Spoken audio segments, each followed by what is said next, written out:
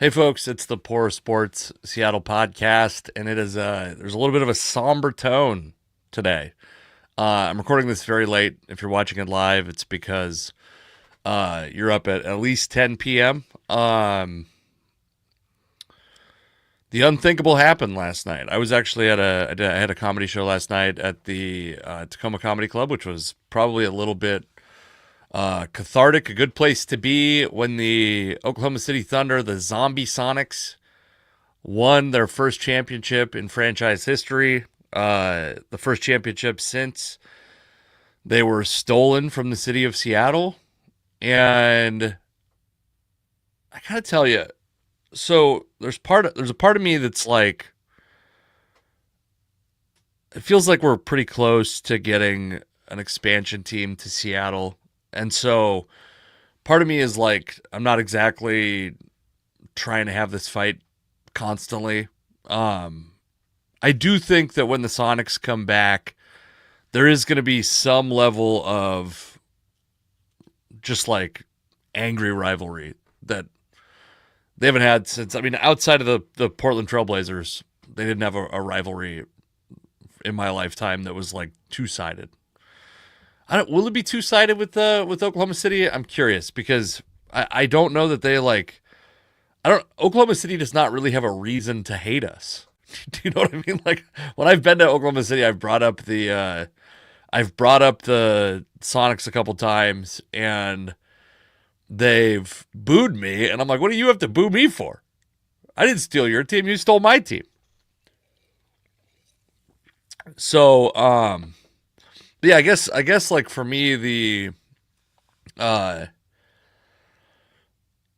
the front office is still there. Sam Presti's still there. Aubrey McClendon, who was like the primary financier of the whole move, is dead. There's no players still around. It's I mean, it's been so long. It's been, 17 years or whatever that I guess I was not as emotionally affected by it as I thought I would be. One other thing about it I will say, I was doing a comedy show. I was at a comedy club doing a comedy show. Game on. As I was going on stage, there was about 3 minutes left in the fourth quarter. It seemed pretty decided, but I still had the host. I said, like, when the game's over, come out and flash a light. And if it's one light, that means Oklahoma City won. And if you flash it a shitload of times, that means that Indiana, uh, made some miraculous comeback, and we could all celebrate in the room together. And obviously, it did not turn out in our favor as Sonics fans. One thing I talked about in the room that I thought was, it did put me in the perspective of if that was in Seattle right now. First off, they for sure would have canceled my show, which I would obviously trade my one show for having the Sonics back. But just it just didn't even really connect to me. We'd all be celebrating. Like I was in Pioneer Square when the Seahawks won the Super Bowl, and we all went out and screamed and yelled. And my wife and I are uh, semi-introverted, so we got on a train and got home before anything got lit on fire or Siler Miles beat up a Seahawks fan. But the by the way, remember that? Could I get Siler Miles on the podcast at this point? I don't think he's involved in football anymore. In fact, I want to say he's like, last I saw, he was like selling cars in Colorado or something like that. Um, but yeah, it was like this. It was brought like a level of reality to the idea of the Sonics being gone has always hurt, and I've always wished that I had a team to root for during the NBA season, but yeah, it was like, oh shit, we would have had a very different. We all would have been having a very different day. Every single person in this room would have been having a very different day. One part of it is none of us would be at this comedy club. There'd be no chance that show would be canceled. I would have canceled. I got suspended early in comedy. I used to be a big Chicago Cubs fan, and I still like the Cubs, but I have two kids, and I'm a semi-professional stand-up comedian. I'm a reasonably successful stand-up comedian. I'm a really busy guy, so it's very hard to even keep track of one team in each sport. But I remember when the Cubs were in the Super Bowl against the Cleveland then Indians. I canceled on a show like last minute because there was the rain delay and I thought it would be over. And then I like literally just was like on the phone with the owner of the club going like, or like texting.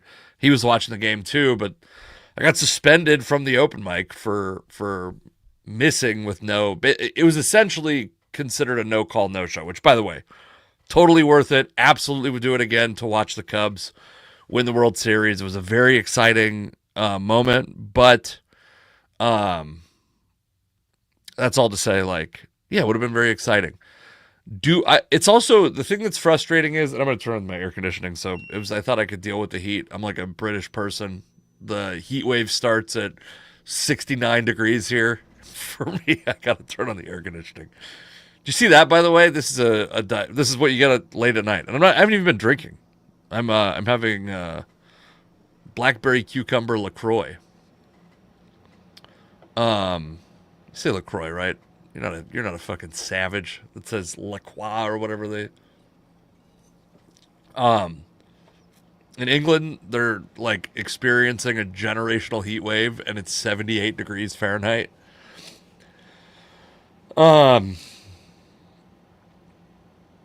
they left, I was like, I loved I loved every single thing Sam Presti was doing when he left, and I can't believe he's lasted this long. He survived the full turnover of the roster, losing Kevin Durant, Russell Westbrook, James Harden, all in his career.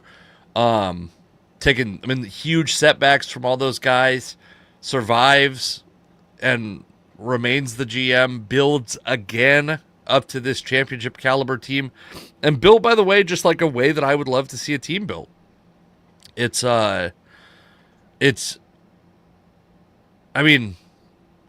say anything but that. It's like the what the Thunder have is something very special, and there's no reason that couldn't have happened in Seattle. In fact, I think it would have been a little bit easier to do in Seattle because I don't think you necessarily lose Kevin Durant as easily if he lives in Seattle.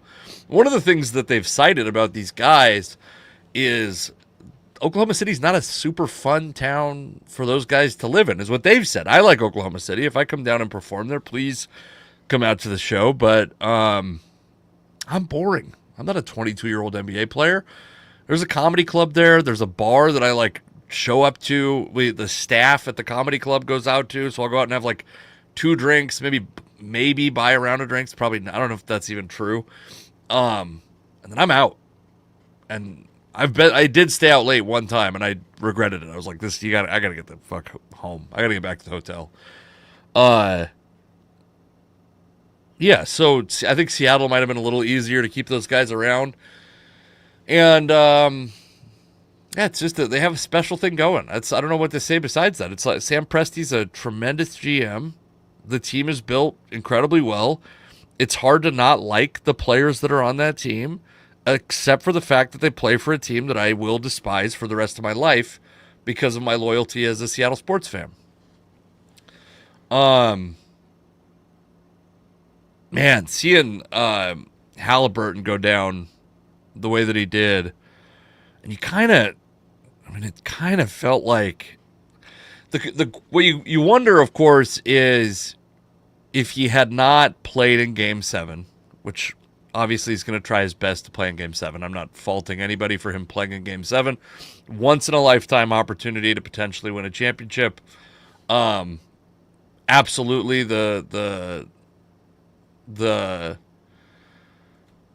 oh, hang on a minute. Dan Vians, if you're out there watching, Dan Vians just retweeted me. If you want to jump on this, I would have you on if you'd like the link. I'm going to send you the link, Dan Vians. You don't have to pop on, but he probably won't, but I'm going to send it to him. Here. I'm sending it to you. You can choose to or choose not to pop on.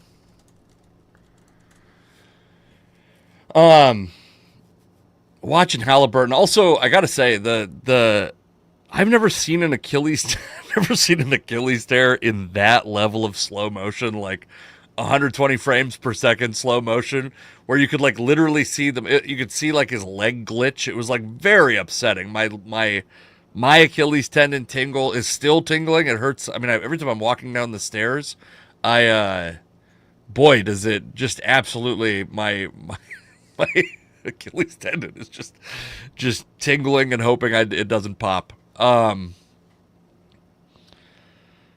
You feel bad for that guy. You feel bad for that. I mean, especially because I keep calling him Indianapolis. They play in Indianapolis, obviously, but this is how long I've been away from the NBA, as I'm calling the Pacers the Indianapolis Pacers. Last time I was watching the Pacers, I think it's got to be very close to the Malice at the Palace. That wasn't that long before the Sonics. When was the Malice at the Palace? We're gonna wander a little bit, folks, because it's Malice at the Palace was 2004.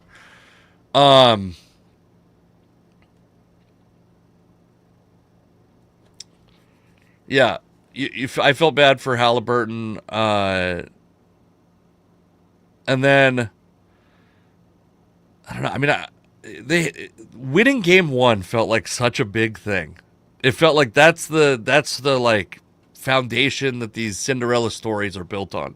The huge comeback and the and then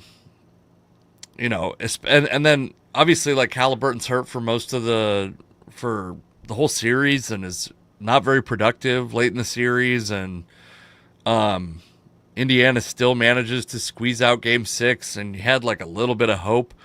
At a point I regretted, because I had talked about on this podcast going and putting in a bet on, they were like minus 550 or something like that. The Pacers were, and it seemed like, I mean, I don't think they probably ever got to even odds, but still it looked a lot better than that. Like, I would have been profiting if I had. I could have like sold my shares on, what is it? Robinhood is letting you do sports betting now. The last time the Thunder were in the finals, a guy that I was friends with, comedian but better known as Sonics Guy. His name is Chris Brandon, Sonics Guy, who passed away a couple years ago. He and I were like texting and calling each other throughout the series and like consoling each other, comforting each other, and obviously they ultimately the Thunder ended up losing. But I was there was part of me last night that was like, and not to say that, I mean, obviously nobody wants to see a person pass away, but I felt a little bit like I'm glad he didn't have to see this. Do you know what I mean? If you don't know Sonics Guy, if you don't know Chris Brandon, he dressed in, I mean, I think in Sonics gear for the last, I think every day since the Sonics were stolen from Seattle. I believe he was wearing Sonics gear, unless he was wearing Seahawks gear. And, you know, I'd say a guy that had a complicated relationship with certain things. Like, he was, as a comedian, was like a little bit divisive, I would say, but a guy who really gave a shit and who was always there. Yeah, it was kind of like, part of me was like, I'm glad he didn't have to see the Thunder win a championship. I really hope this means that we're going to see, and I don't think Seattle getting an expansion franchise is connected to the Thunder winning a championship at all, but it would take a little bit of the sting away if that was announced. But then you start to look at these, like, the Celtics sell for what, like $6 billion, the Lakers sell for a valuation of $10 billion, and it's already so difficult to afford. I mean, I'm very lucky to be able to take my family a couple times a year to a Mariners game, or even just a Tacoma Rainiers game with just one of my kids. Gets very expensive. And then you're like, what is a Sonics basketball game going to cost? Because also, not only what is it going to cost, but if you have an owner that comes in and spends $2 billion, which is probably the minimum that it's going to cost, that's what it feels like right now. That's the minimum it's going to cost. If you remember, Chris Hansen, back in the days when the Kings were considering relocating here, when they were trying to buy the Kings to relocate them here, I think that deal fell apart over like $650 million, and now we're 3 times that is very likely to be the expansion fee. The Lakers sell for a $10 billion valuation. The Celtics sell for a $6 billion valuation. What felt like it was almost at the peak of the market in what years was that even? I'm trying to think based on like which desk I was sitting at listening to sports radio as all the Chris Hansen speculation happened. And it just feels like, I mean, that even feels like it was a long time ago, but also even that, like, go to $800 million. Like, what a missed opportunity. It feels like such a missed opportunity when Howard Schultz sells the team for $300 million or whatever, $350 million at by the way, a huge markup over what he bought him for. What a missed opportunity. I mean, like, as much as you can vilify Howard Schultz, and rightfully, he deserves 100% of the criticism and the scrutiny he's received. And I boycotted Starbucks for many years, and I've since pulled back on my Starbucks boycott. I'm sorry to report to you loyalists out there, but I don't boycott Starbucks anymore for a variety of reasons that are genuinely deliberate and not out of convenience. But that guy has never made a worse business decision than selling the Sonics when he did. I think it was for $300 million or $350 million. The Sonics franchise would have probably been worth $1.5 billion at this point, or $2 billion at this point. And he fucked up. That's, of all the things that he should be mad about and should feel terrible about, the biggest thing is he lost out on a multi-billion dollar profit, very likely. Yeah, I mean, what's a ticket going to cost to a team that's, trying to make up for spending $2 billion to exist? It's going to be expensive. It's going to be an expensive ticket. It's going to be an expensive night out. And one of the best arguments, I think, for having an NBA team, for having sports teams in general, is to serve. It's maybe not attending a game anymore anywhere is a great cost-effective way to have a night out, but like being able to consume that product, and it's going to be out of reach for a lot of people now, 18 years later, where if a bunch of people did the right thing, if a bunch of people valued the Sonics correctly, we would not be in this situation. We'd be celebrating. We'd be popping champagne. Or Sam Presti would have left and gotten the fuck out of here because he didn't want to live in Seattle. I don't know. I had many years ago, I wrote for Bleacher Report, and Kevin Durant did like a rap song for, I think it was for Nike or something like that, but I had like a whole conspiracy theory about what were those lyrics. Let's see if I can just look up. See if I can get there. Trying to just Google my name, and I remember the line was, "What's the temperature, Sam?" And oh yeah, here it is. I'll see if I can link it. Yeah, baby. 2018 Bleacher Report, hyperize or conspire. Is Kevin Durant sending Seattle a message in a new Nike ad? And then I'm going to read you these lyrics if I can find them. It says, so it's a music video that's probably not even on the internet anymore, but I said, at 59 seconds, Durant appears sitting on a rim of a basketball hoop, sporting a curiously green jersey. The video cuts away, and just before it returns to Durant, we hear him rapping. Then something even more curious happens. Durant's rap alias, Velvet Hoop, is displayed over his jersey in gold. So green and gold, blah, blah, blah. What a fucking corny writer I was. For the first time in over a year, Durant's name, however unofficial, in gold has been placed on a green jersey. Yeah, at 1:06, Durant / Velvet Hoop raps, "What's the temperature, Sam?" 80 degrees. And then I said, best I could tell, the commercial is filmed sometime between early and mid-July and no later than July 22nd. There were 2 days before July 22nd in Seattle with temperatures with a high of 80 degrees. Wow. That is an embarrassing piece of writing. Anyway, Also, Durant gets traded, and I've said for years, one of the blessings of being a Sonics fan, and certainly many things would have been different if the Sonics stayed. I'm not naive. Nothing happens in a vacuum.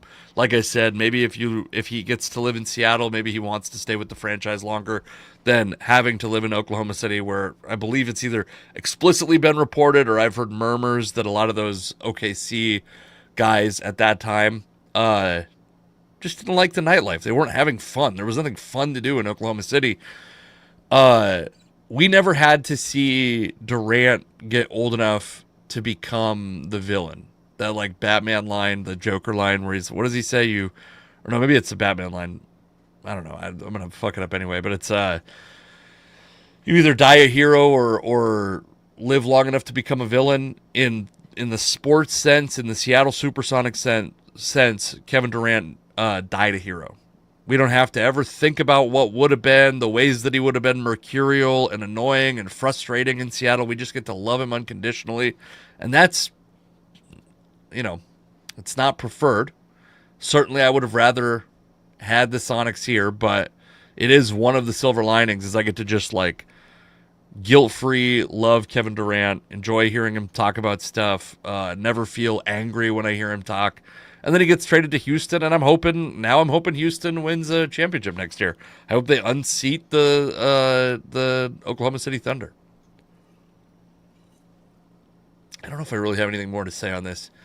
Yeah, I mean, apart from just like not as emotional as I thought I would be, it helped to be on stage when it happened because I couldn't show very much emotion. I also like the. Certainly the folks that were in the crowd were probably a little bit pre-selected for people who weren't watching the finals anyway. So maybe it wasn't the most passionate basketball crowd. It was 42 people. It wasn't the most passionate basketball 42 people, but nonetheless, it was we all got to have like a little bit of a morning session. I was wearing this Sonics hat at the time. Yeah. I also like that team. Shai Gilgeous-Alexander is like the dream. That's exactly the kind of guy I would want a team that I was rooting for to be in on because what a perfect specimen of a guard. And had like some pretty rough games. I'm not naive to that, but anyway. The other thing I wanted to talk about is there was some controversy, at least on social media, because the Mariners DFA'd Rowdy Tellez instead of Donovan Solano, and people got very frustrated by that.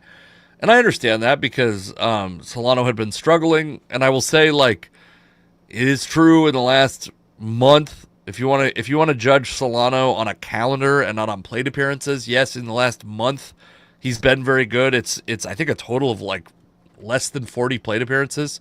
If you started an arbitrary date and go to now and you limit the plate appearances as WRC plus is this and blah, blah, blah, blah, he's hitting better. Donovan Solano is hitting better. Rowdy Tellez is a guy who would have hurt a GM many years ago. Rowdy Tellez is not a good baseball player. I mean, he's not a good Major League Baseball player, right? Obviously, Rowdy Tellez can probably beat me at every position, including a foot race. I'm not trying to pretend like, you should understand what I'm saying. You're watching a fucking sports podcast on the internet. We can get far enough into this conversation where you understand I'm not saying I'm a better athlete than Rowdy Tellez, but what I am saying is not a Major League hitter, and certainly not a Major League Baseball fielder. A guy who plays a premium offensive position and is a below average hitter and has been for years, who's been worth negative wins above replacement for his career, I believe. Let's pull that up. And that includes, by the way, I believe a year where he hit 35 home runs. Yeah, Rowdy Tellez in 2,490 plate appearances, 728 games, negative 0.4 wins above replacement, including the negative 0.4 wins above replacement he's been worth this year. Sure, he hit 11 home runs in 185 plate appearances, but he strikes out a decent amount. He walks very little. His he got maybe BABIP'd, if you're familiar with the metric BABIP.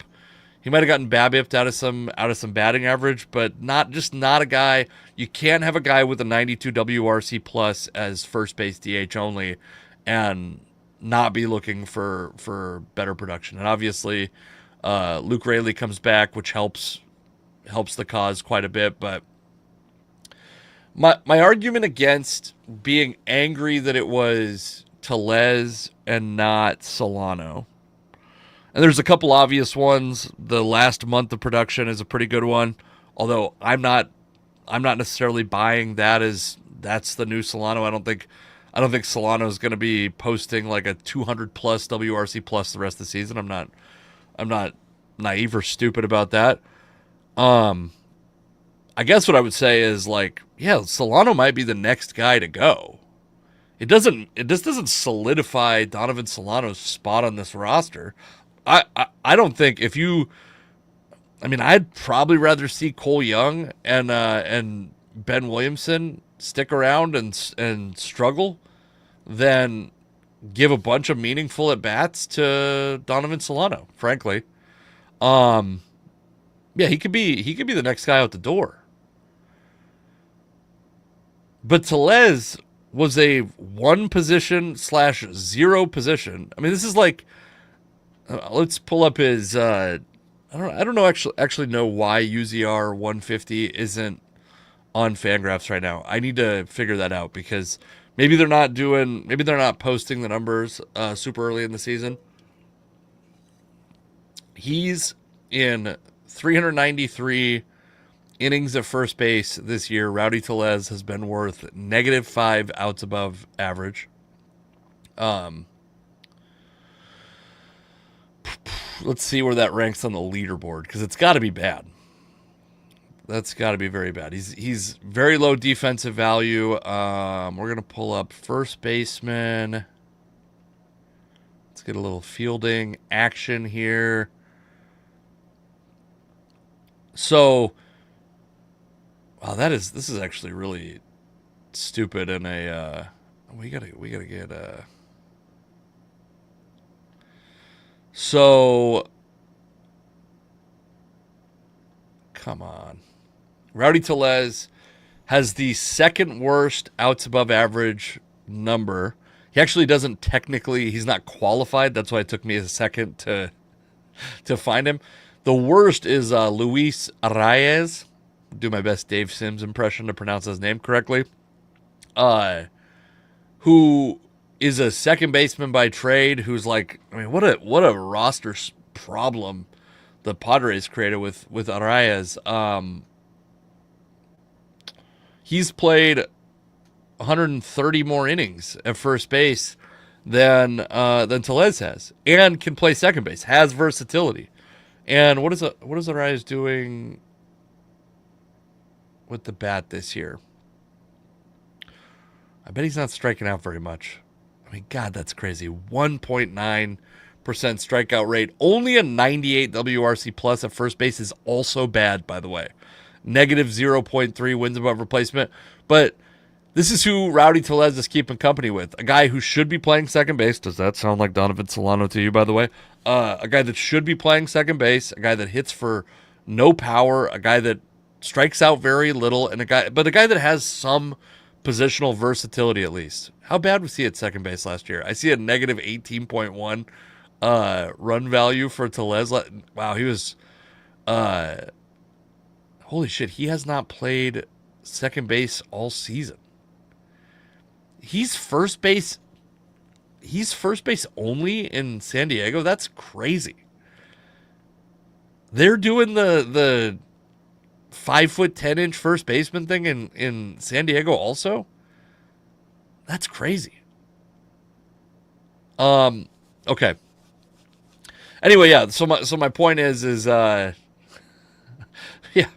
I mean, Tellez might be more exciting and more fun to watch than Solano. I fully agree with that. But he's not really a better player. If at best they are equals, and he's a little bit younger, but has no positional versatility. He has no position. He's really a DH only. But he's played first base out of necessity. But he is a DH only who's not hitting well, who's got negative career wins above replacement, who is not a good hitter at this stage of his career. It's over. And maybe, I don't know what his status is. I'm sure he'll probably clear waivers and he can refuse an assignment or whatever. Maybe go find a spot somewhere. But yeah, this isn't like a pivotal loss. The amount of consternation over Rowdy Tellez is concerning. It's concerning that the fan base was this upset about losing Rowdy Tellez. All right, I got to go to bed. Thank you all for listening to me gripe. It's thanks for Dan Viens for retweeting it. Really bumped the old listener count up. I appreciate that. And it's day by day. We'll get over this Sonics issue. Hopefully we will have good news in July and we can rejoice a little bit and then start worrying about how expensive it's going to be to see a basketball game in Seattle again.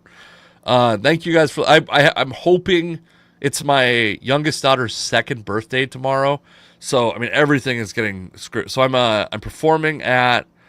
Where am I performing at? I'm off until Friday, and then Saturday I will be at what used to be called the Taste of Tacoma. Now it's called Taste Northwest at the Puyallup Fairgrounds, which are now called the Washington State Fairgrounds. I'll be at the Tacoma Comedy Club booth or whatever you call it, tent, the big. I'm not in the arena. I'm at the free. Come eat a turkey leg and then relax and watch me do comedy for free. I'll have to be clean. It's not going to go well, but you can come watch and laugh at me when it doesn't go well. Taste, whatever that's called, Taste Northwest. I'll be there. I want to say it's 1 p.m. on Saturday and 5 p.m. on Sunday. Headlining both shows that I'm on. Headlining is still a relatively short set. And then Sunday, I'm out the door because I got this 2-year-old. She's turning 2 tomorrow.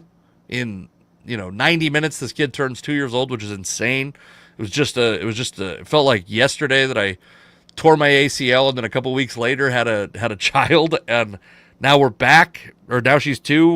We're back doing comedy, very often, and she is finally nice. She's turning nice. And so yeah. Come out and see me do stand-up comedy if you would. We're going to be all right, folks. It's going to be okay. And then later in the week, hopefully I will be able to do something. I have a couple ideas for some conversations about what I think the Mariners should do at the trade deadline, which is going to be like a constant regurgitation of ideas. I'm going to try to be somewhat original. And then also I have kind of a Cal Raleigh's been absolutely crushing. I don't know what to say beyond that. Everyone's saying we got superlatives flying like fucking crows. There's no shortage of words being spent on Cal Raleigh's dominance. I think an angle that I want to talk about later on in the week or next week. So subscribe at Poor Sports Seattle on YouTube, and put alerts on all that shit so you can see exactly when I go live, when I post something. Thank you for listening tonight, those of you that did, and go Sonics. I got to be like the Russell Wilson of the Sonics. I'm excited. Hopefully I have some optimism that we're a couple years away from seeing the Sonics return, and it's going to be an exciting time in Seattle. All right.